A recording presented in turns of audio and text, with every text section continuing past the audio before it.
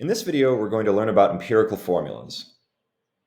So an empirical formula is a formula that will tell the ratio of elements in a compound, but it doesn't necessarily tell the actual number of each atom in a compound or the arrangements of these atoms.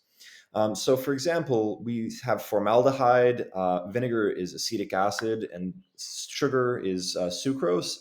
These all have the same empirical formula of CH2O, even though their molecular formulas will differ. We'll learn more about molecular formulas in another video, but for now, let's learn how we can calculate an empirical formula. So let's say that there's a sample of an unknown compound and it's broken apart and there's analysis done and we find that there are 12.3 grams of carbon, 1.45 grams of hydrogen, and 2.87 grams of nitrogen by mass. In order to find its empirical formula, this being a chemical formula, this is all about numbers of atoms or moles of atoms. We need to convert from the grams that were given to moles. So to do that, we can take the 12.3 grams of carbon and multiply by the reciprocal of the molar mass, 1 mole over 12.01 grams, and we find that there's 1.024 moles of carbon. We can do the same for the hydrogen and for the nitrogen. And I'll just note that the sig figs here are fairly arbitrary because ultimately we're going to get to integer numbers of carbon, hydrogen, and nitrogen.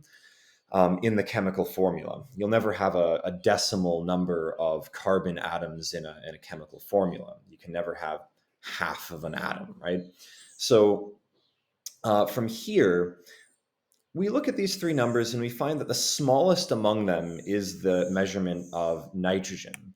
And we can say that, well, there has to be at least one nitrogen atom. So we will assume that there is 1 mole of nitrogen. And from here, what we can do is we can scale everything up accordingly. So to get to 1 mole of nitrogen, we simply divide the 0.205 by itself. And we find that in this case, there's 1 mole of nitrogen. If we do the same for the hydrogen, we find that, well, 1.436 moles of hydrogen per 0.205, that is a 7-to-1 ratio. So there must be 7 moles of hydrogen for every 1 mole of nitrogen.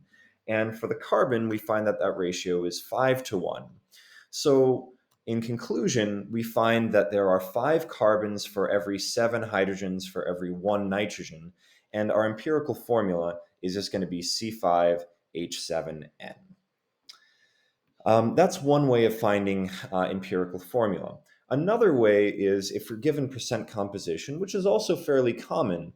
If you take an unknown sample that weighs anything, maybe 1.37 grams, and you run analysis on it, you might find that among that sample, 40.0% of it is carbon, 6.7% is hydrogen, and 53.3% is oxygen by mass.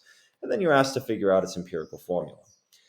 Well, in this case, what we're going to do is, regardless of how much or how little that sample weighed in the first place, that got to 40% carbon and 6.7 hydrogen and 53.3% oxygen, we're just going to assume a 100-gram sample.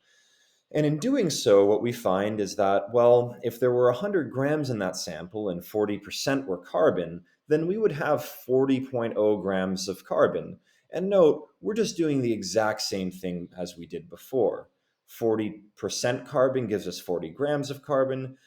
6.7 grams of hydrogen gives us 6.7% hydrogen gives us 6.7 grams of hydrogen. 53% oxygen gives us 53 grams of oxygen.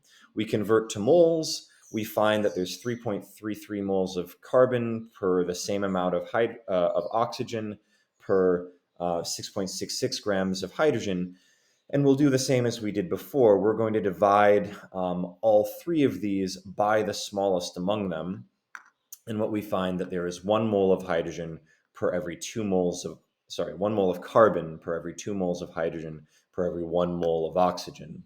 And from here we find the empirical formula is CH2O. And that is how you calculate empirical formula in 2 different ways. Hope this video has been helpful. Please leave any questions or comments in the comment section below. Thanks for watching.